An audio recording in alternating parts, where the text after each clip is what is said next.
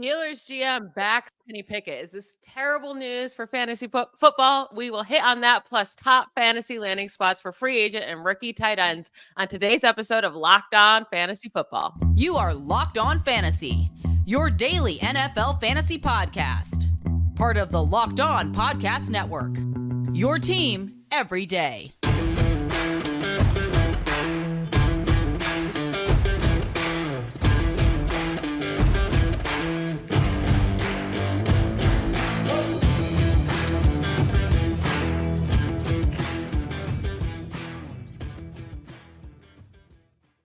Thanks for making Locked On Fantasy Football your first listen every day. We are part of the Locked On Podcast Network, your team every day. I am one of your co-hosts, Michelle Magdziuk. When I'm not doing this, I'm a researcher and fantasy analyst over at NFL.com. I'm your other co-host, Vinnie Iyer. When I'm not doing this, I'm worried about NFL fantasy betting and now the draft at sportingnews.com.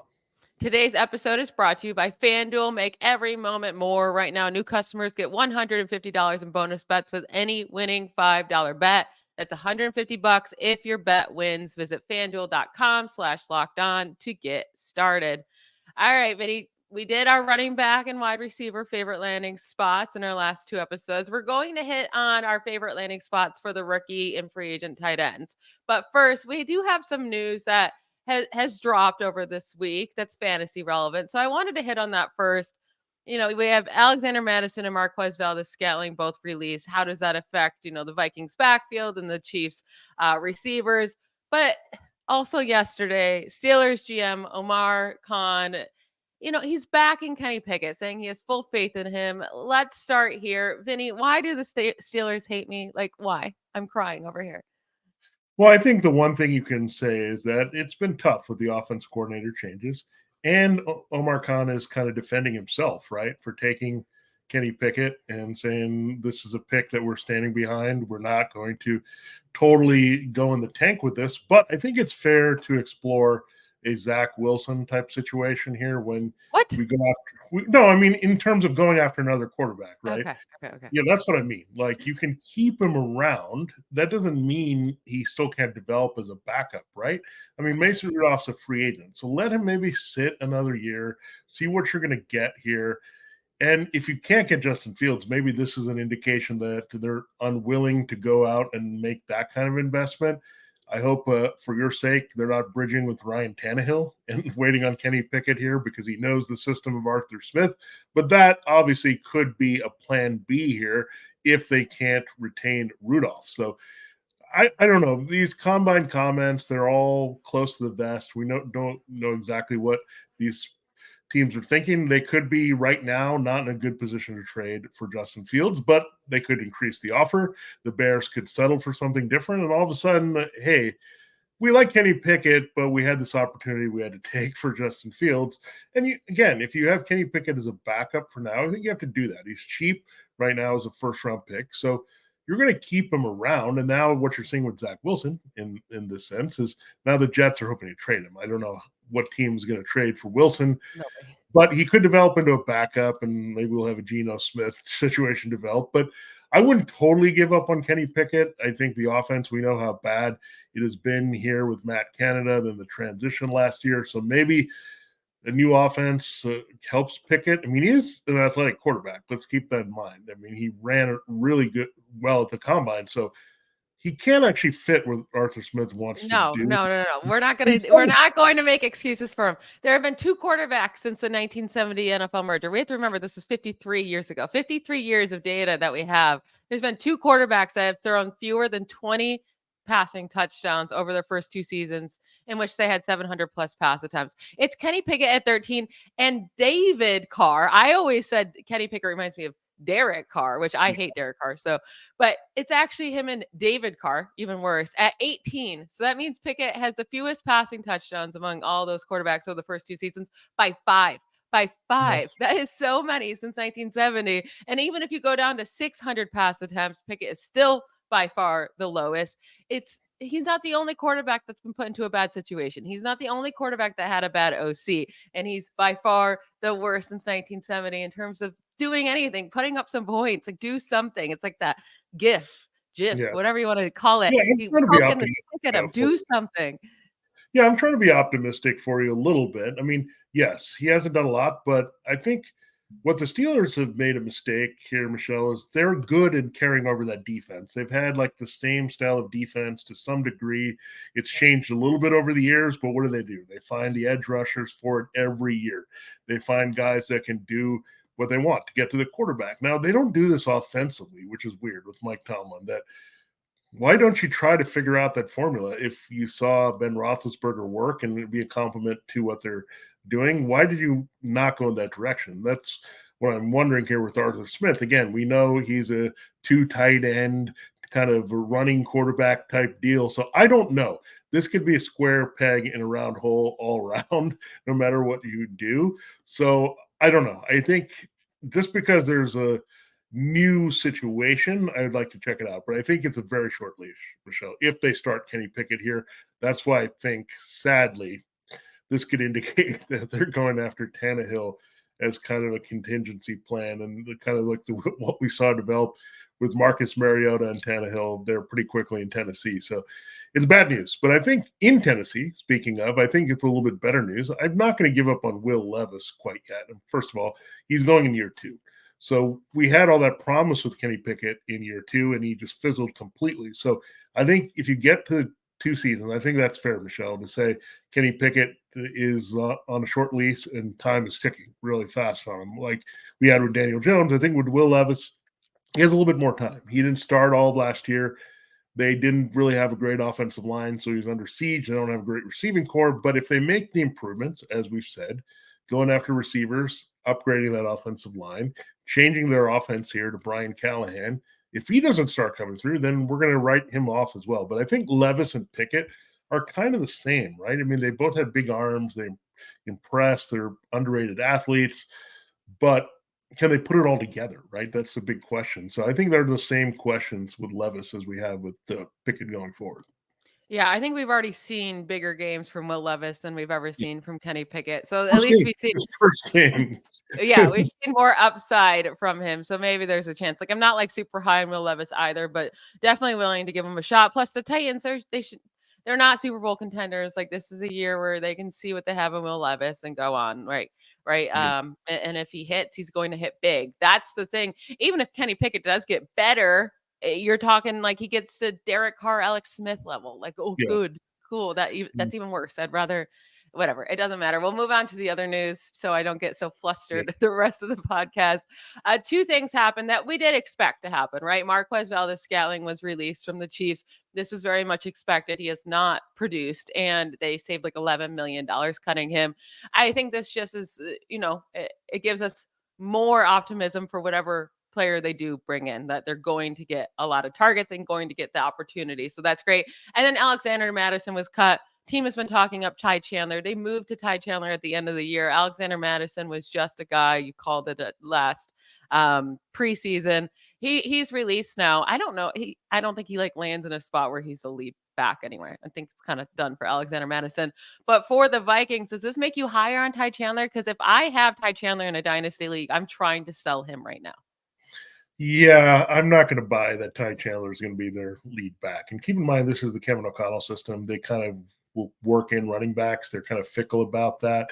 I know they got Cam Akers last year, so I don't know what his status is with injury, if they even care about him anymore. So he's lingering there in the background if he can heal a little bit. So I'm not sure. I don't think I want to invest too much in the Vikings backfield once again, because it's a passing team. We know that quite a bit with Kevin O'Connell. I think their weaponry is better, much better in the passing game around whoever's quarterback. We assume right now Kirk Cousins is coming back. So I don't think you're going to stick on Ty Chandler. I'm really excited about the Chiefs situation because we know what kind of receivers they're looking for, right? They tell you. They got a Juju Smith-Schuster, and he produced. He was a decent wide receiver 3 in fantasy. Then we switched to Rashee Rice. He provided more upside in that big slot position. They want that deep threat. And it's not going to be Justin Watson. Let's be clear here. There's just too much wide receiver value at the end of that first round that the Chiefs are not going to target that position. I think they're also going to be done with these Sky Moore, Kadarius Toney type experiments, right? Just go get a big target and can stretch the field on the outside, replace MVS, and that's one thing we have to keep in mind. MVS was like the regular starter. He was the guy that was out there the most among all the Chiefs wide receivers. So that is a lot of snaps, a lot of potential downfield targets. So I'm a little bit more excited about that. And because, again, you got Patrick Mahomes, where we get a sputtering running game potentially with the Vikings one more year. Yeah, and there's a lot of great options in the draft this year of like big, tall speedsters too. So they can easily replace MVS, and it can't really be worse than him, right? And it's going to be much cheaper. So this was the right move. I'm excited to see who lands there, and it's going to be a great landing spot for fantasy. That's for sure. Whoever does end up landing there, we're going to get into our favorite landing spots for tight ends now. We're going to each name our top 3 in our next segment. But first, let's hear from our sponsor, FanDuel. Get buckets with your first bet on FanDuel, America's #1 sportsbook, because right now new customers get $150 in bonus bets with any winning $5 bet. That's $150 if your bet wins. Bet on all your favorite NBA players and teams with quick bets, live same-game parlays, exclusive props, and more. My favorite player prop for tonight's slate of games is Giannis to have over 47.5 combined points, assists, and rebounds against the Chicago Bulls. After Devin Booker came through for me last night, I'm now 4-0 on my picks so far. I just want to see how long the streak can go, right? So Giannis, make it 5-0, baby. To get in on the action, just sign up at FanDuel.com/lockedon and get $150 in bonus bets with any winning $5 bet. That's FanDuel.com/lockedon to shoot your shot. FanDuel, official sportsbook partner of the NBA. Maybe I should get into NBA fantasy analysts. You know, You can see what Josh says. Yeah. yeah, it's working out. All right, let's hop into these tight ends here. So this is a pretty solid tight end group as well in rookies. Like we might see a couple more young studs right away for fantasy, which has been so rare, but we got it out of Sam Laporta last year. We had some really nice weeks from Dalton Kincaid, and now Brock Bowers is coming out. He's supposed to be a top 10 pick. And Jatavion Sanders of Texas. I'm a big Texas Longhorns fan. He looks special as well. And he could go in the first round too, if not early second round. So these two guys could very much be immediate impact in fantasy football. And then there's also Dalton Schultz out there for free agency. He's very important if he lands in a good spot. And then Hunter Henry could also have some value here as well if he lands in a good spot. So, Vinny, what are your top 3 landing spots for the tight end position? Yeah, we've talked about this team quite a bit with the way their offense is changing with Jim Harbaugh and Greg Roman teaming up again. The tight end figures to be a bigger part of what they do offensively, not just receiving, but blocking and getting that aspect. And they've had Gerald Everett for a while. We're talking about the Chargers, and I think that's clear, right? I mean, they could be cutting Mike Williams. That is the expectation right now because they need to move on. Then that would leave them with an aging Keenan Allen with a heavy contract, Josh Palmer. So they would need targets. And we also cannot forget about the potential of Austin Eckler leaving as a free agent. That also frees up some short to intermediate targets there as well. So, yeah, the vacated targets really could favor a Chargers tight end that replaces Everett. And I think Bowers will be tempting. I think they'll think about offensive linemen. Obviously, if they cut Khalil Mack after what Dallas Turner did as a combine, they'll be really looking at an edge rusher to potentially put in with Joe Bosa. I mean, they could really cut both of those guys. So they just have to decide if that's a luxury that they can go with in this new offense. But Bowers is just a game changer.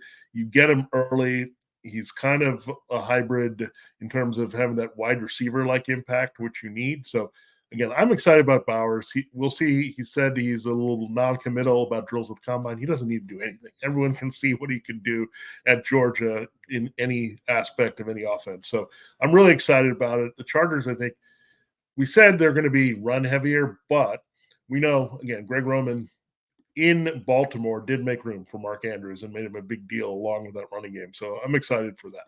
Yeah, I think this is a really nice landing spot as well. I have him as my second favorite spot. And that's assuming they're going to move on from Mike Williams, right? Because I want my tight end to have a chance to be the number 2 target in the offense at least. So this is a great spot, obviously, because Justin Herbert and the Greg Roman offense.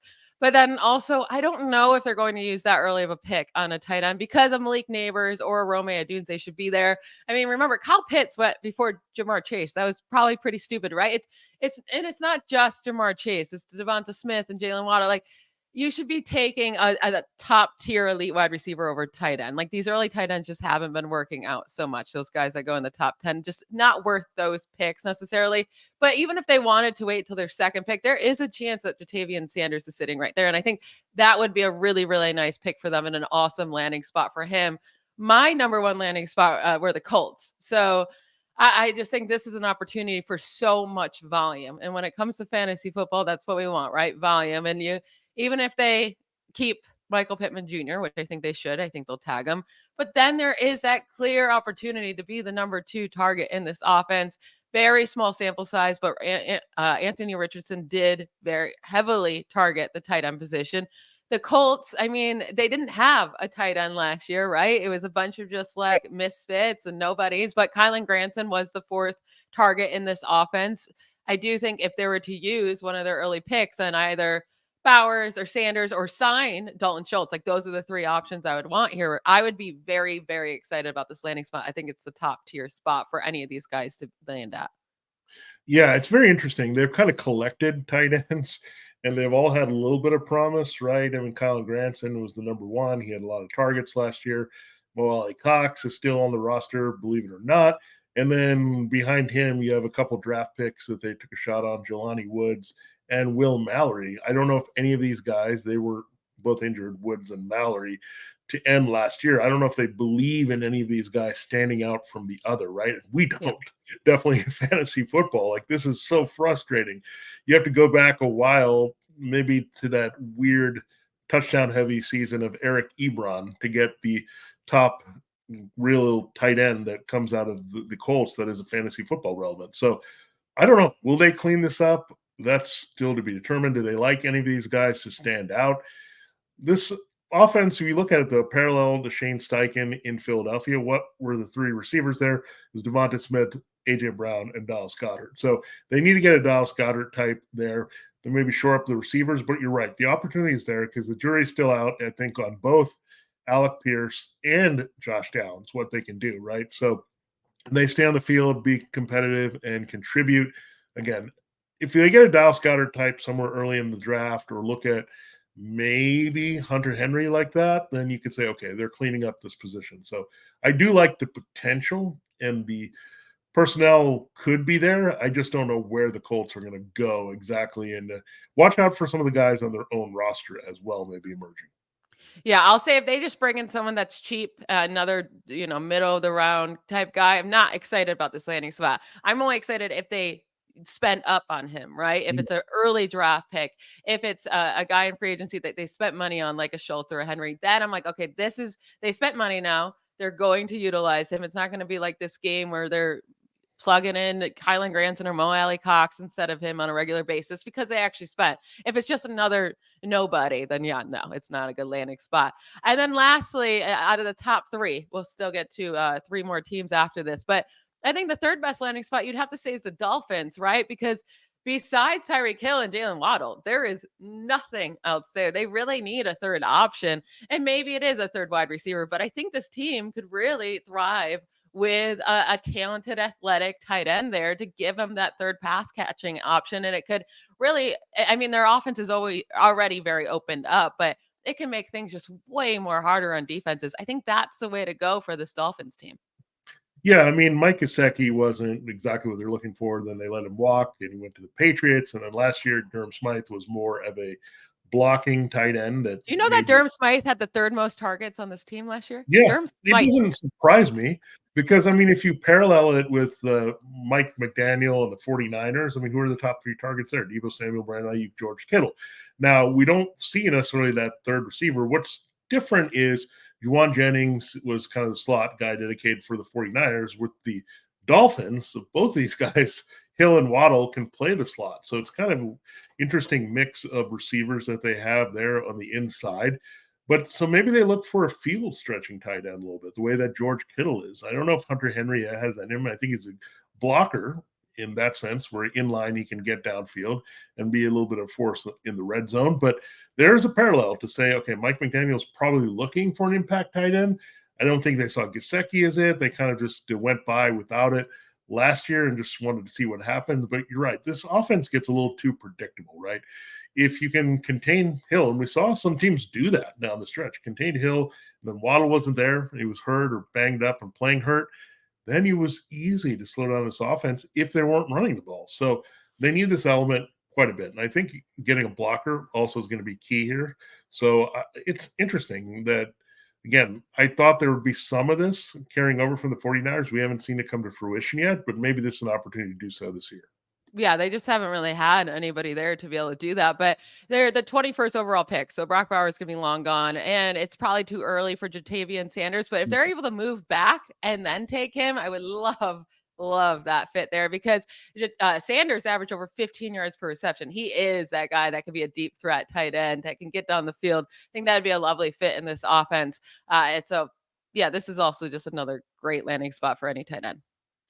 Yeah, I'm excited for our last segment. We'll talk about some really top tier quarterbacks that could get some real nice tight end upgrades there, as well as a young quarterback who really needs targets here. And we'll talk about those teams after this.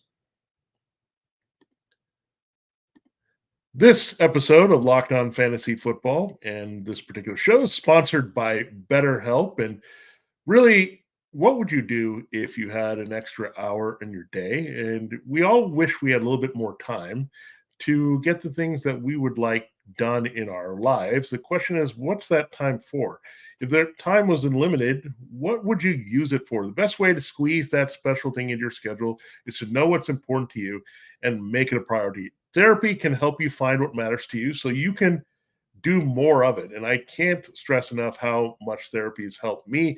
Again, it keeps me on track when I'm a little bit off track and lost direction. It's a roadmap for me to get my life back in the right direction and feel good about it and find that time to do that, what makes me happy, and find extra time somewhere in my day where I'm not stressing about these things. And if you're thinking about starting therapy, you should give BetterHelp a try, because it's entirely online there for you, and it's designed to be convenient, flexible, and suited to your schedule, so you can work around whatever times are there for doing it on your time. Just fill out a brief questionnaire to get matched with a licensed therapist, and switch therapists anytime for no additional charge, so you can make sure you have the right fit.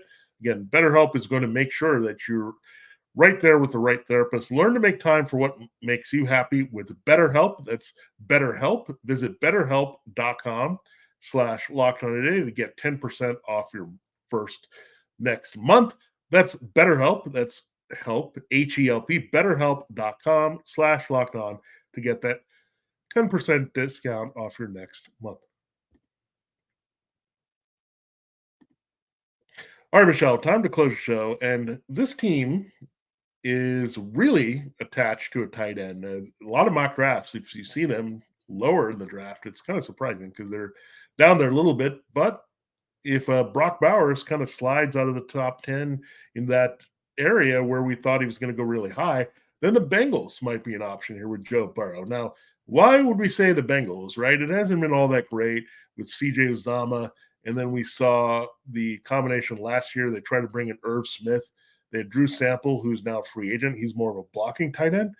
And you also look at this team, they're pretty much an 11 personnel team, like to use slot receiver. But that could change this year because Tyler Boyd is also a free agent.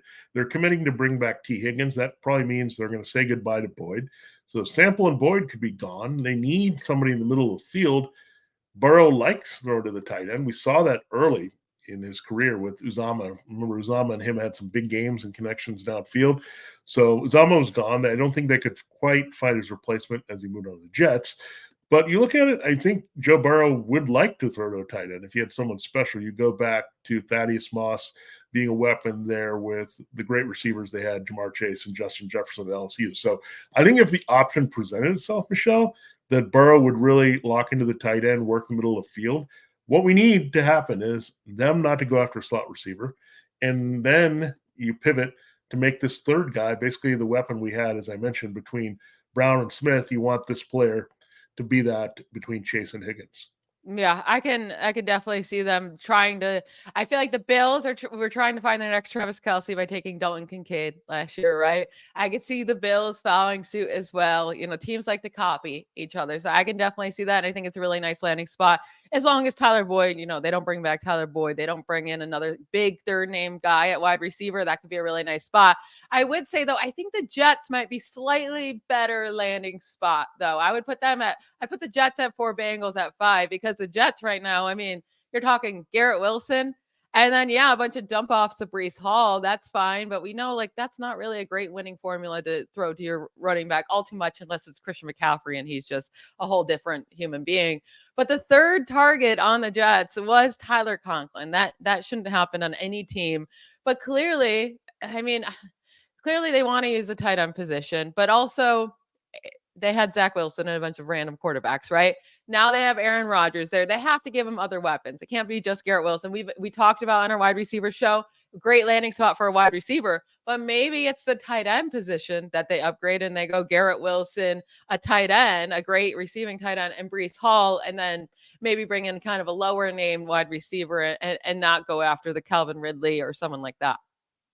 Yeah, I mean, you also hear out of the Jets that CJ Uzomah is probably going to be released here. So the former Bengal is actually there. So that would clear up one guy out of the mix. Tyler Conklin is decent. He's not terrible, but he's not going to be your alpha tight end. He's just the guy that they have there at this very moment. And they do want to throw to tight end. I think it would be a big thing to get going. Now, the question is, would they invest in an early pick on Brock Bowers, because they have that opportunity? They're right in the wheelhouse to go after him. So that'll be interesting. I think they could also think about Rome Odunze or Malik Neighbor. So it's kind of interesting that you have the Jets and Chargers, maybe with some similar needs here early. I think they're the teams that are a bit the wild cards, because they could both think about their offensive line, but then they can say, we want to upgrade our offense with a tight end or wide receiver. So interesting, definitely. And you're right. At this very moment, until they add a wide receiver, and we've talked about Calvin Ridley being a possibility there, I hope it's not Marquez Valdes-Scantling, as I said before, because Aaron Rodgers is connected to him. But get that third target. And that's what we're talking about with these tight ends in general. If you can get this player to be the third target and get significant targets, you have a chance with them. And you don't want it to be such a disparity behind Wilson and Hall that we saw with Conklin, but I think if that player was a bit of a special receiver, then that would change the game a little bit for the Jets. Yeah, and talking about a team where if a guy lands that could get an insane amount of targets and be a huge fantasy value if this offense can put it together, it's the Panthers, right? I mean, right now, Adam Thielen, lead wide receiver last year. I think he's turning 34 years old really soon here. It started off nice with Thielen and then kind of dropped down. Like, they need to find options. They need wide receivers first, right? They need to focus on that. But also they could really, I feel like Bryce Young could really use this tight end that he could trust over the middle, have someone there. They had literally no tight end last year. I mean, we're talking Tommy Tremble was the top targeted tight end in this offense with 32 targets. They need to upgrade these positions for Bryce Young. And unfortunately, they don't have a first round pick. They do have the 33rd overall pick. They have a lot of holes. I know that. They could go wide receiver. They can go tight end. They can go in a bunch of different directions here. But, if this is the landing spot for Jatavian Sanders at 33, or I don't think this is really the landing spot for Dalton Schultz. I think you want to bring in someone that has more upside, like you're building, right? This isn't a team trying to win now. You're trying to build up. So youth would make a lot of sense here for the Panthers. And you just need to give Bryce Young some more special players that have the ability to break off plays instead of just, old mad Adam Thielen out there. Yeah, there's one interesting player that you can look at in the draft, and I think he's a bit of a hybrid to me because of his size. He's 6'7", is Johnny Wilson out of Florida State. He was kind of overshadowed a little bit by Keon Coleman, but he could end up actually being a receiving tight end and have that eligibility. So someone you want to look at. But Sanders, yeah, that would be in the wheelhouse for him. They're right there at 33. I think they also need a big field stretching receiver on the outside. So what are they going to do? I think Thielen, as a loose comparison, he's older. He's kind of Chris Godwin, the guy that they can put out there and make some reliable catches. Now, with Dave Canales, they got to think about getting a big guy who can stretch the field. So I think they'll look at one of those receivers. Now, an underrated element we know was the Cade Otton kind of emergence at some points, right? When they threw to Cade Otton, especially in the playoffs, he was very good. So I think they just couldn't incorporate him as much because you had all the checkdowns of Rachaad White, you had a lot of Evans and Godwin. You don't have a real dedicated, real receiving back in the situation. So again, maybe the path to be the number 3 or number 2 target is there for a tight end on this team. Hayden Hurst, and not the guy you want there. He's a bit pedestrian there with Tommy Tremble. You want somebody who can stretch the field. You mentioned Dalton Schultz may not be a good fit, but Hunter Henry might be. It'll be weird if they go from Hayden Hurst to Hunter Henry because I wouldn't think it's all that inspiring. But yeah, this is a team I think is going to look for playmakers quite a bit. Dave Canales, again, his influence is going to be big, and they're going to go after guys. They're simply going to make plays downfield for Bryce Young, which was not something in the cards for him last year. Yeah, I agree with you there. So that's it for our top 6 landing spots for the tight end position. We've now gone through running backs, wide receivers, tight ends, all best landing spots for them. If you missed the previous shows, go back and listen to them. That's it for today's show and the shows this week. Thank you to you all for making Locked On Fantasy Football your first listen every day. Every dayers, Vinny and I will be back on Monday. Actually, Vinny's not going to be back. He's going to be taking a little break, but I will be here on Monday. I'll figure out some awesome fantasy content to give y'all all week long. Don't miss out. Have a fantastic weekend. Bye, y'all. See you guys.